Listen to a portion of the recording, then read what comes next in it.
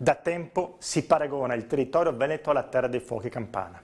Bruciano aziende che si occupano di rifiuti come ad Este, a Bussolengo, a Ponte di Piave. Il Veneto non diventi la nuova terra dei fuochi. Federico D'Inca, deputato veneto del Movimento 5 Stelle, ha depositato un'interrogazione al Ministero dell'Ambiente in merito al caso degli incendi dei rifiuti nella nostra regione. Ha chiesto al governo di contrastare il traffico dei rifiuti verso il nord Italia e in particolare il Veneto, che rischia di diventare il territorio di incenerimento dei rifiuti italiani tramite incendi ad aziende su cui deve indagare perché ne va della salute dei cittadini e dell'ambiente.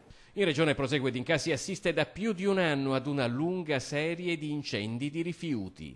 Gli impianti prendono fuoco in tutta Italia, anche se è il Veneto la regione che rischia di trasformarsi in una nuova terra dei fuochi, con 20 roghi negli ultimi 2 anni.